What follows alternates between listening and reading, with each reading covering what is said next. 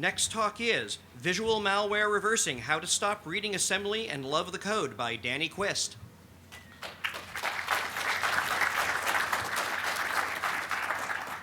Good morning, everybody. Thanks for coming, especially the day after the party, especially at this ungodly hour of 11 a.m. I appreciate it. It means a lot to me.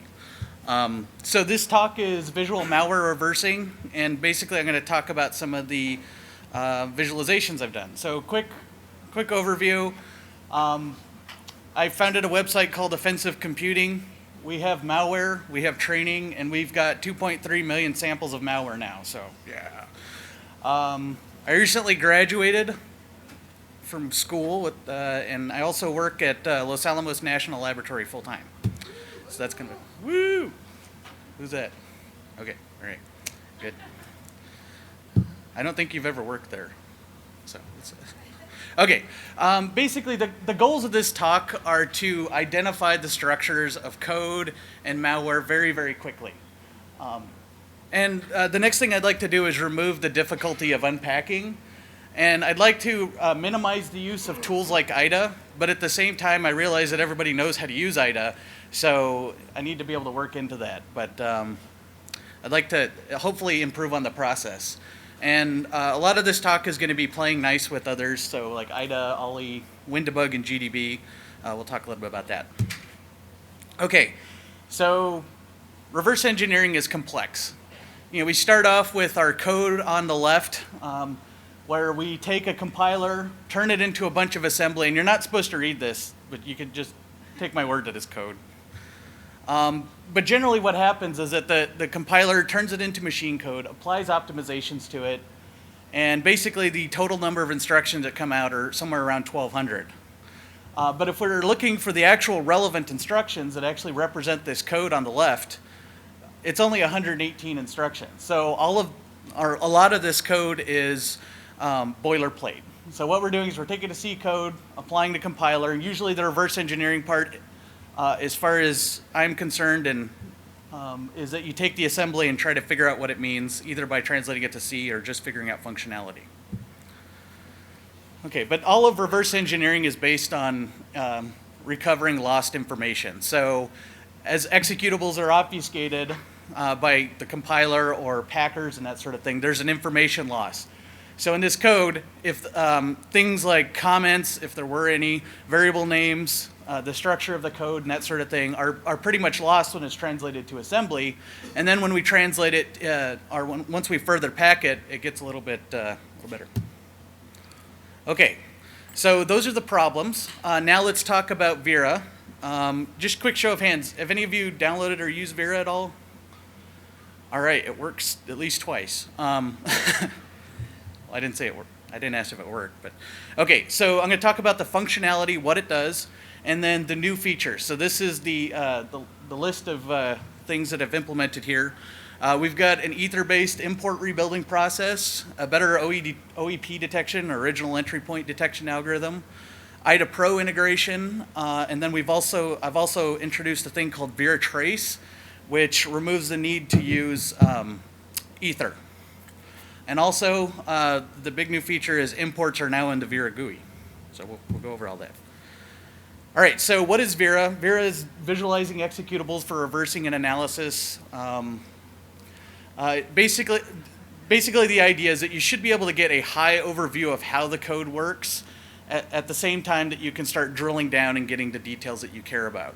So I didn't really learn how to reverse engineer from Bravia, but ever since he passed away, I've been reading some of his old stuff, and he's dead on that you need to have a good appreciation of the entire structure of the program before you start drilling into it. And so hopefully this is there. It's free, which is good, and the development is funded, which is even better. Okay, so rather than talking about it, I'll show you it. Okay, so this is VERA sporting a new toolbar. And basically what this is, these are the graphs that VERA uses. Everything starts out with this blue box right here. And this is the start of execution, or the entry point. And this is where basically everything gets started. So each one of these vertices represents an address that's executed. So this is the actual assembly instruction that's executed. And if we go and look at IDA, it'll actually show us the contents of that there. If there is an observed transition from one address to another, I draw an edge with an arrow. So that's what makes it there. Okay, so to navigate around VERA, you can just drag with your mouse and figure stuff out. And so the idea behind this is that you want to be able to find code constructs. So let's say that we're trying to figure out where the initialization portion of this program is. Anything that has a single edge leading out of it and does not have another edge coming or looping back into it, basically it's a one-way flow of data, that is an initialization. Likewise, if you see something that has a loop, that's going to be a loop inside of here. So if we look right here, we've got these nodes that are executed. Each one of these is, every time it executes more often, the line is drawn thicker just to call out the main areas of execution for the loop. So this is most likely a small while loop or a for loop or something like that. Okay, and API calls are represented with this green text right here and just filled in this way. So that's how we do this here. Okay, so this is initialization of the program. We start out here, and then we get to sort of this yarn ball. So what this program is it's calc.exe in Windows XP, just randomly picked. But we can start looking at things here. So every time that we're trying, like let's say that we want to figure out the place where it's actually reading keystrokes out of, we can look for the way that we would expect to implement this if we were writing calc is to have some sort of switch statement. And that's sort of what this corresponds to. So in this case, we've got a single address here that has a whole bunch of different options that it leads out of. And so this is what we typically think of as a switch statement. And when we get to the correlation parts, you'll see this. But this is the general overview of it here. Okay.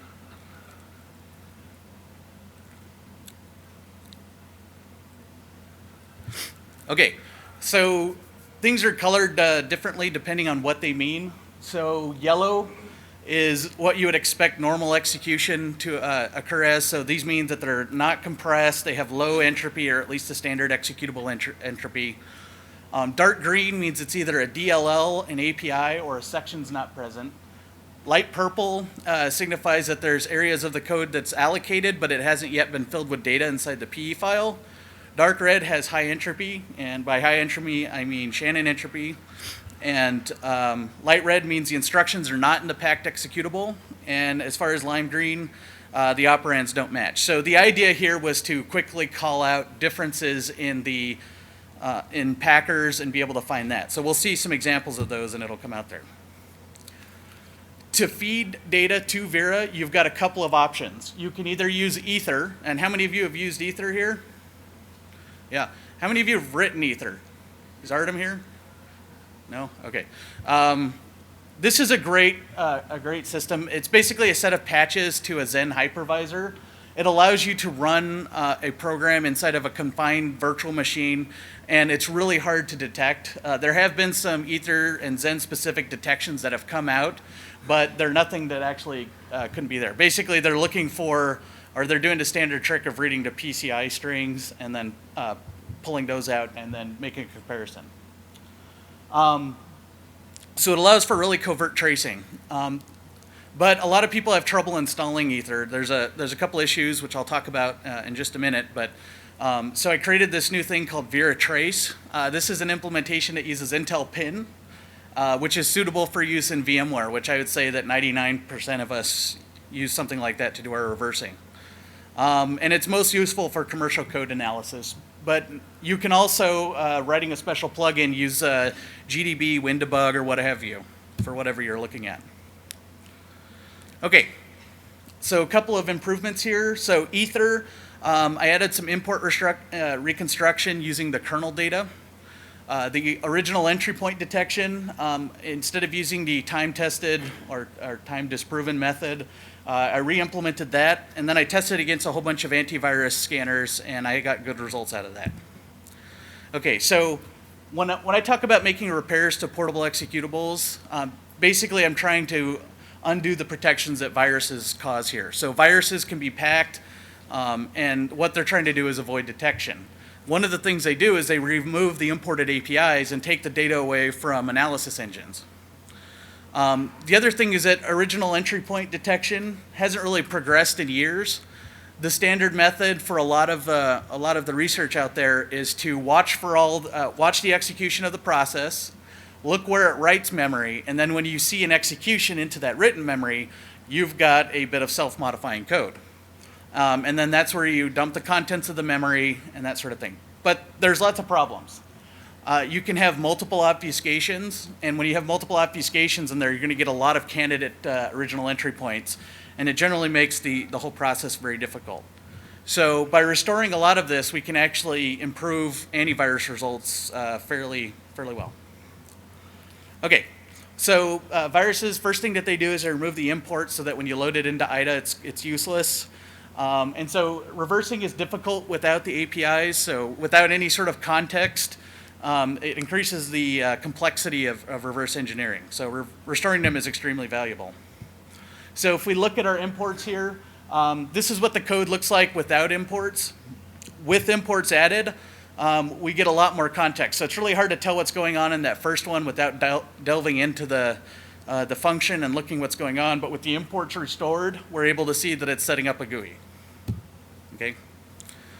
So to repair the imports, basically what we want to do is find the original entry point, which I'll talk about my new process to do that, and then find references to the DLL. So what I'm looking for is an indirect call to an address, or an indirect jump to an address. And so once I find those, that gets me an entry into the import address table, and this is basically just a list of pointers with the corresponding information about what DLLs are loaded here.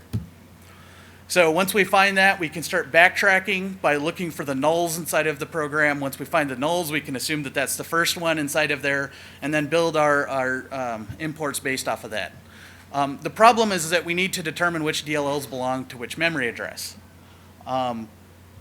So the old method, if you've used OllyDump or whatever you use to unpack malware, is to attach a process via debugger interface and then call the Windows API to actually harvest that information from Windows, which is fairly straightforward.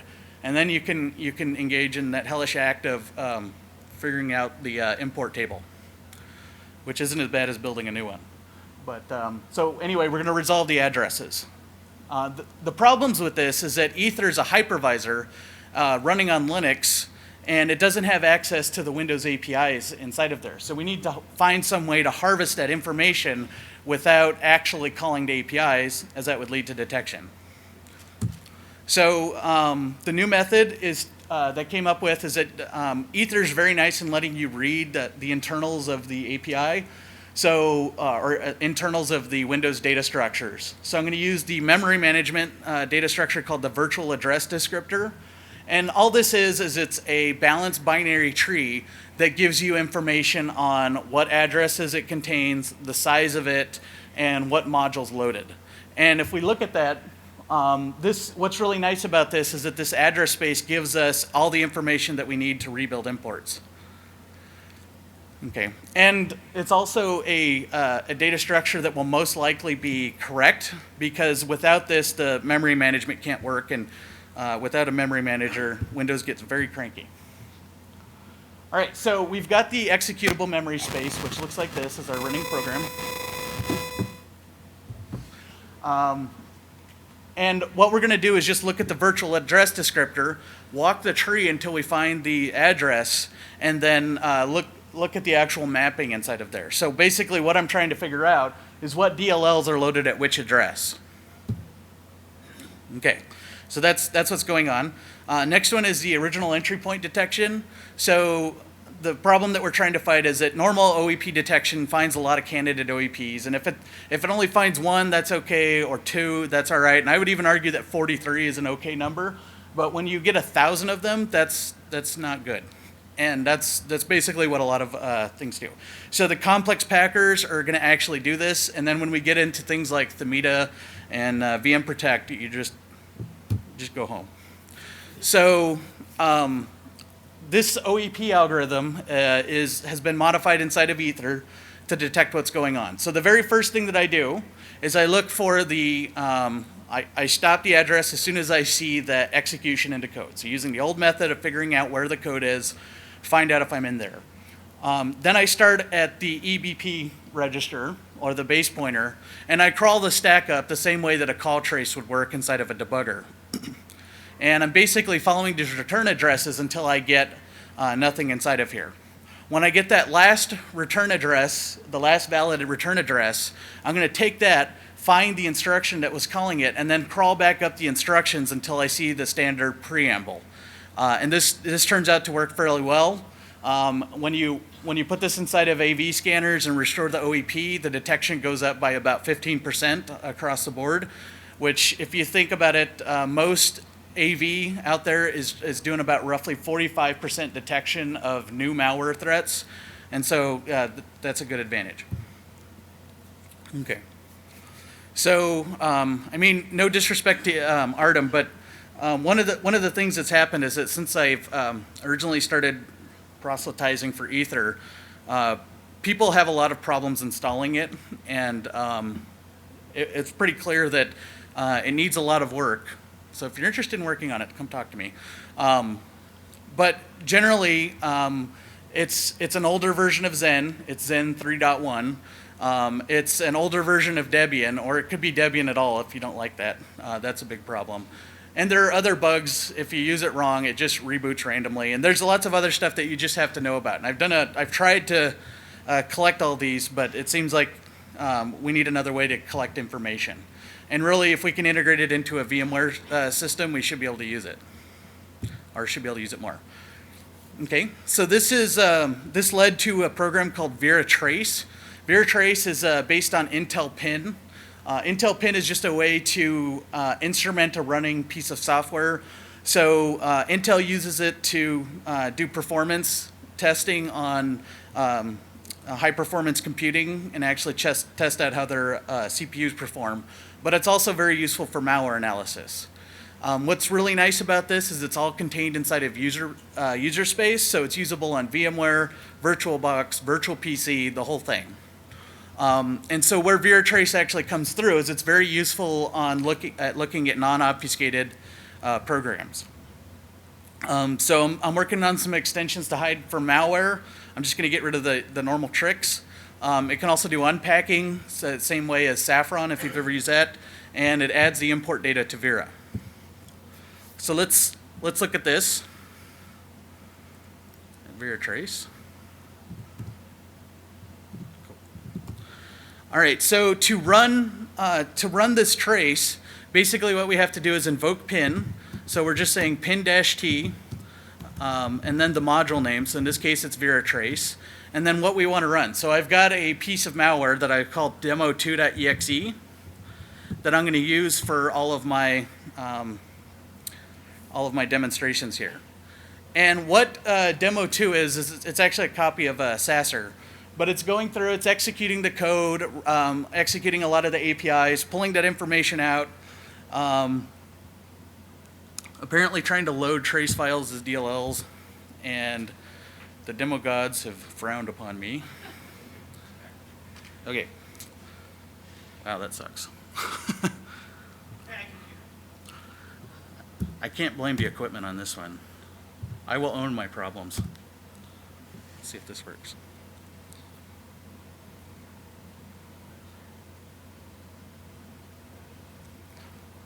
And with all the excitement of watching an apple brown, yeah, we're going here. If you can see it, the hard drive light's blinking, so that provides some excitement for what we're doing right here. All right, but the general idea of this is to generate these trace files. So looking at the output of this, we're going to get these addresses. Let me see if I can use my high-tech zooming. All right. So this is the file here. If it starts out with an M, this is execution within the module space. If it starts out with an I, this is something that I've detected as executing an import data. And basically, if you're looking to load files inside of VERA, this is basically the format that you need. And there's just lots of this. I also, if it's outside of the execution, I mark it with an N. But basically, this is the trace file. All this is the addresses that you want to display. Okay. And if we look now, it's still running, so I'm going to declare that a success. And if you can see this here, it says that it's running with 0 CPU. So basically what the malware is doing is it's waiting for a connection. All right, so to process this, what we do is we take this trace file that's generated, and it's built from this desktop right here. We copy it outside the VM along with the malware, and then load it inside of VERA. So, and then it takes a little while to actually process that. So, if I can pull a Julia Child hacking method on you, and well, we can watch the status bar sit there for a while, but it didn't go over well at the bar last night. So I'm just going to load that. When it's done, basically what you get, is this GML file that gets loaded here. And then the GML file actually contains the representation of this. So this is an actual piece of malware that's running. And so essentially when you're trying to reverse this, what I've had good luck doing is to take each one of these sort of these loop structures right here, drill down into that and see what's going on. So let's just go ahead and do that. To zoom in, you can use the mouse wheel.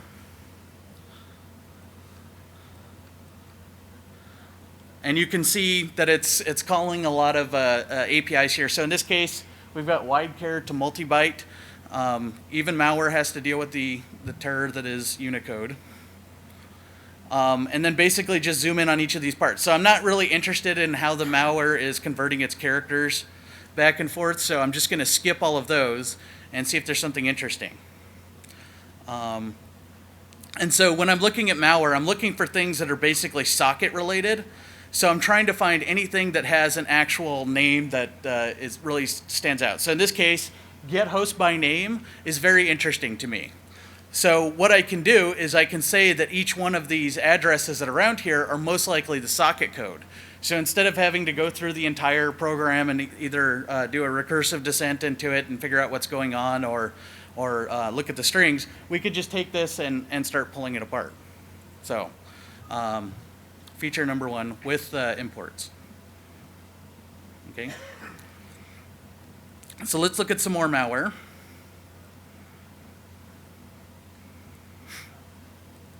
Okay, this is actually fairly useful for looking at the packed malware. So this is a copy of NetBull packed with UPX.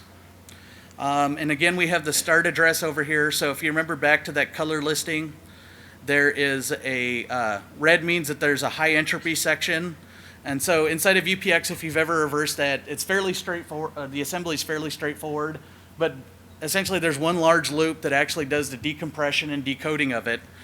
Then it restores the imports and then puts them in. So in this case, we can see we've got the start address, we've got the main loop that's restoring this, or restoring the code, and then inside of here, we've got the final loop that is actually going through and restoring the imports. So right here, this says get proc address. This is and then a load library. These are the two API calls that you need to load your imports back into the program. Okay, then we finally get to the last transition where we switch from red to light purple. And this address right here, this beginning of the long section of code, this is going to be the original entry point. So it's fairly easy to pull it out even from a large backed out view. If you're trying to find this, you can integrate that in real well. We can also look at the mu packer. It's roughly the same. So this is a multi-stage packer, and if you remember it on that big list, there's a whole bunch of candidate OEP files that come out. So mu, basically, just from a high-level view, I can see that it has areas of thick execution right in this area, this gnarly yarn ball of mess that's going on, and then this final little area right here. So what's going on is that these are the, this is the unpacker for the unpacker. This is the unpacker for the code.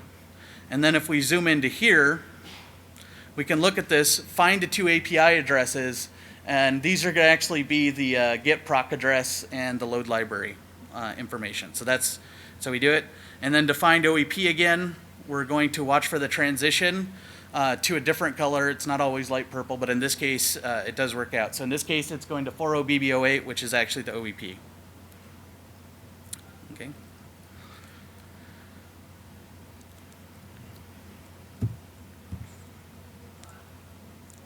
All right, so there's a problem. PIN is very detectable. The way that PIN is implemented is that it uses the Windows debugging API to single step inside of a program. So malware doesn't always run real well, and actually we saw that on my screen because it got a little finicky and created some problems. If you're going to be doing a lot of malware analysis, I strongly urge you to look at Ether. It is by far better at this and a lot easier. And if I've written a lot of documentation, and I'd be willing to help too if people have questions.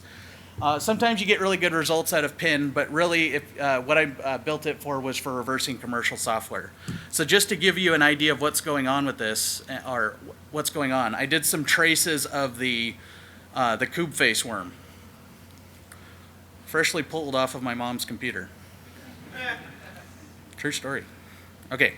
So what I did is I took the trace file, I ran it through, I processed it inside of VERA, and this is what I got.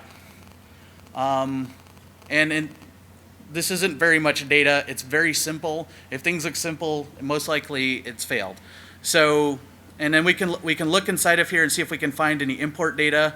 All I'm looking for is green boxes here. And if you're colorblind, I'm really sorry, but just try to look for a not very different brown box. I do have a set that's real friendly for colorblind people, so don't fret. It's coming. All I see it's doing is it's executing this int virtual protect virtual memory, which if you've ever used this, it's changing the permissions on the memory space. But when we get over here, it looks like nothing's happened. This loop is very it's useless, and most likely what's happened is that the program's crashed in here. So, is that your question? Okay. Okay, that's a great question, thank you. So the spacing, the X and Y coordinates mean nothing. So let's just start out with that. What this is it's a force-directed graph layout algorithm. It's from a framework called OGDF, or the Open Graph Display Framework. And it uses this, basically what it's trying to do is give you enough separation inside of these programs to spread them out so that you can look at them. All this is trying to convey is the execution path that it's running through. And so these are all directed graphs, so that's what's going on here. You can use other algorithms if need be. So yeah.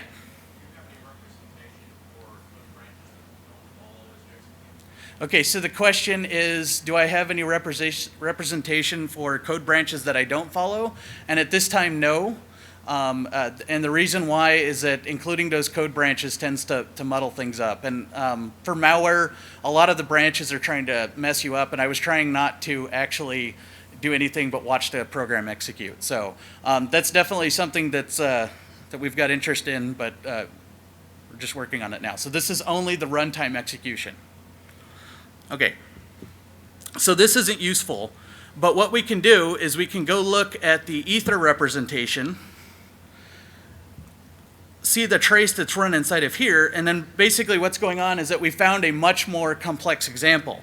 So in this case, we've got the same structure, we've got this loop that's running in here. So this portion of the executable, this corresponds to the end loop that we saw in our program.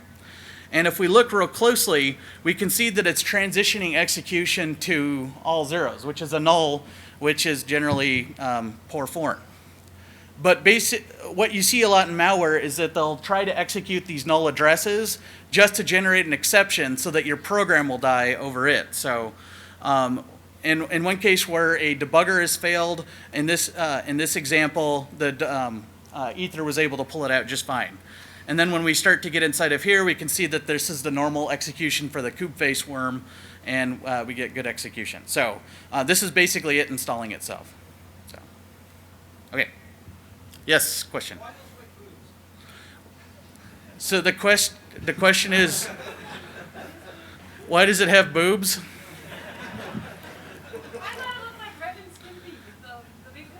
Very good. So,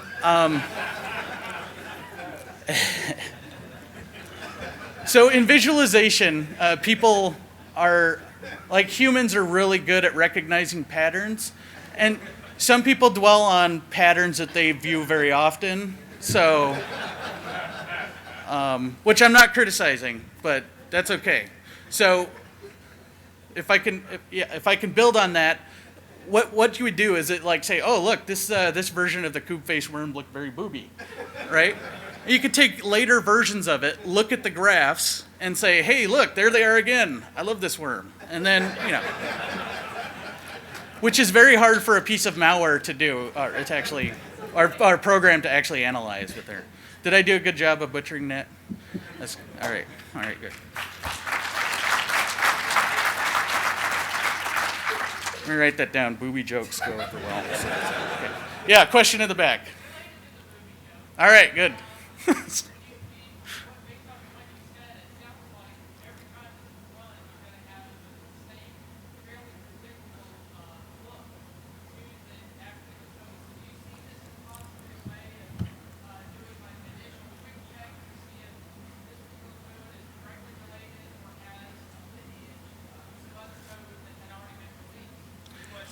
Okay, yeah, so that's actually a very good thing. So, yeah. Right, it's like, I know I've seen those before.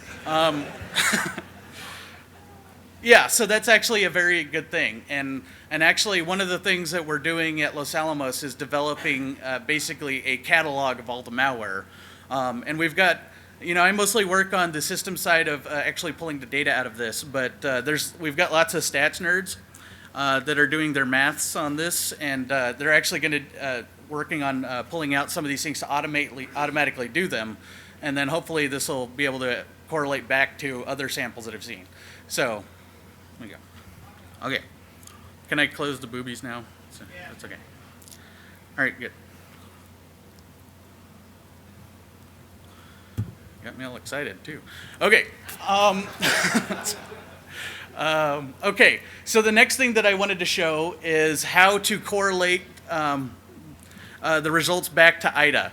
So we're going to take the VERA graphs and load it up into a plugin. And the way this is implemented is with a TCP connection from wherever your IDA connection is back into your VERA connection. And then basically what we're going to do is, so getting outside of the VERA connections, we're going to look at the actual assembly. So this is my awesome graph showing the connectivity. So we've got VERA on the left. This is where you're actually running the program. We've got VMware on the right, where we have a copy of our IDA Pro installed, which can either be a local machine or a virtual machine, but it's basically just a socket connection. So let's show that. Load this up. All right, so what I'm going to do is I'm going to load the graph of the Sasser worm here. And after saying a short prayer to the demo gods, I'm going to load up IDA. And what I've done is I've developed a module that basically you just drag into your plugins directory. And you'll see that it's to actually load VERA. We see VERA interface plugin loaded. And all we need to do is make a connection. So over here on the VERA connection, we gotta click on this IDA icon, which you can't really see on the right. Well, it's on the wall right there, but over here on the, you're right.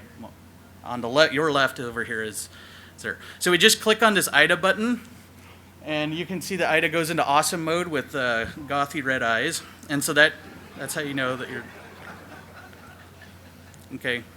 I could have done a pop-up, but I decided not to. Okay, so over here in IDA, you just do an Alt F7. You provided an address to connect to. And then in the window, you should be able to see that there's a connection, a successful connection. And now what we're going to do is we're going to go to areas inside of our graph and find one of these socket calls that we were interested in, like this get host by name, and we're going to right-click on one of these yellow addresses nearby. And so what that does is that over here, inside of the IDA view, it pulls us to the exact location inside of the program. So in this case, we've got a get host by name. We got that there. All right, good. Thank you. Hey, so what does this look like to you?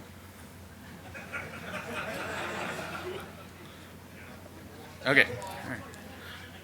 Okay, good. I'm going to just stop there because that's dangerous. Okay. Yes.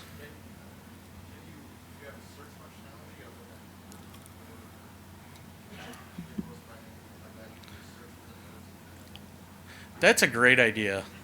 I'm gonna put that in. So yeah.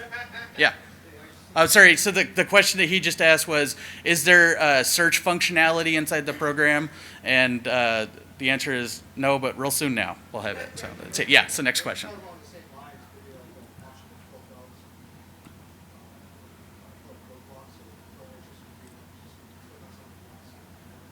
Okay. So we could do that. So all right. That's another question back there. The question is, can I go from IDA to VERA? That's a great idea too. I'm going to write that down. So we'll do that. So that's sort of the next progression, is that how do you integrate the two tools and get them back and forth. So yeah. Any others? Okay. All right. So this is a good seg to future work. The next thing that I really want to look at after implementing the two suggestions is to look at memory usage analysis, try to build views of the stack. There's been some interesting research in the past done visualizing heap space and how the program actually uses its memory. And the idea is to make this a useful tool for people trying to find either crack software or to find exploits inside of software for doing your auditing. The next thing that I'd like to do, or the next thing I teach in my class, is how to do string analysis, which is basically you look at the strings and you find something interesting. So got a couple of ideas in there. The one thing that I get asked a lot is, why aren't you doing this in 3D? And it's kind of an interesting question. All of this is implemented in OpenGL, so it's actually 3D already. But a lot of the algorithms that I found, having it in 3D is only really good for management entertainment purposes. But when you're trying to actually reverse things, the 2D view actually tends to be a little bit better. So I'm all ears, and I've been paying attention to a lot of the visualization talks that have been going on here to pull out some of the other related information on that. So I'm looking at it, but it's like, how do you do 3D responsibly, I guess is the big question. And then better integration with debuggers. So one of the nice things is that you can take the scripting of GDB and WinDebug and then put the outputs on there. So if you've got some embedded device, now you can import those graphs and everything should work for you. Okay, so what I showed you was some new features of VERA, better import recovery, and a new OAP algorithm that are being added into Ether. The new tracing tool that's been developed to work inside of a virtual machine, an IDA Pro plugin, and imports inside of the virtualization. Okay. All right.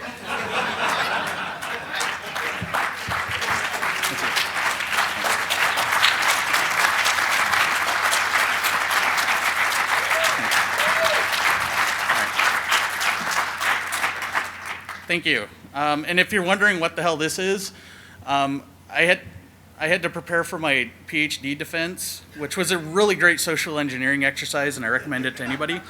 So I figured I should have a graph showing improvement, a table of data I could refer to, and then a picture of Chewbacca for the questions that the other two couldn't handle. So that's what that was about. All right. Okay, any questions? So thank you for, yes, in the front. Does it support ARM assembly? And yes, as long as you give it the addresses that you're looking at, you can pretty much use any assembly that you like. So I don't have any of the assembly integrated yet, but it's something that would be fairly easy to do. But the idea is that you can correlate that back to your IDA system. And so what I've done is I've actually done some tracing on some firewall modules and pulled that out, and it works great. So there's another question back there. Yes.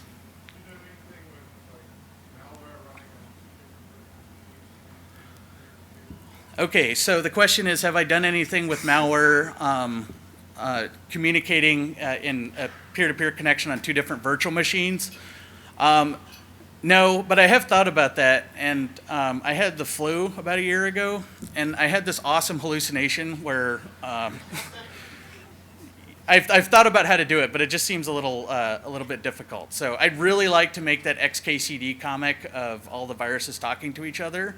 That's my end goal, but I don't think we're quite there yet. Yes? How does it tend to work with malware that's a DLL? So what you can do is when you're actually tracing it, you can give it an option to say, just search inside of this DLL and give me all the addresses outside of there, and then you can do that. So if you're looking at something that injects itself into service host.exe or something along those lines, and attaching to one of those, watching it go in and then pulling it out, it's basically just another thread of execution that you're watching inside of there. So that's one of those tasks that's better saved for the debugger options. So yeah.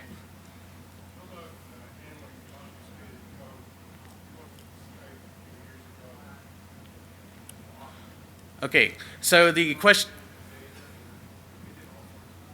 Right. So the question is, how do you handle obfuscated code? I showed a couple of trivial examples with UPX and mu. But what's really nice about Ether is that it's basically made for handling a lot of those sorts of interactions. So it doesn't have the ability to handle all of the executions, but it will get you a good run of that. As far as looking at Skype, yeah, I agree that's a very interesting example, and kudos to the Skype developers for making things difficult. So, anybody else? Yes, in the back. How does it scale? Okay. Wow, you must work at a lab too. What do you mean?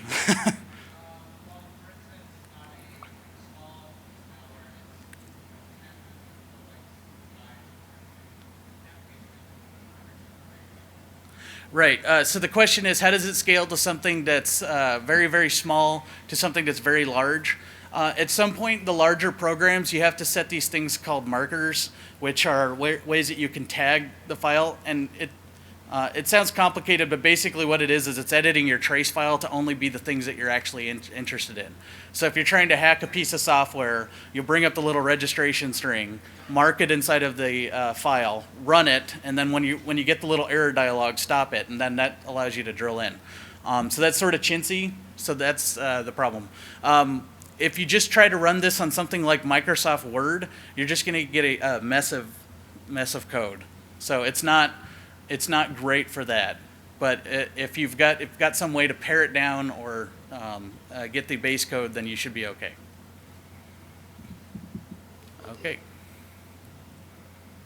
Okay. Well, I'm going to break with format here and end early, but thank you very much. I appreciate it.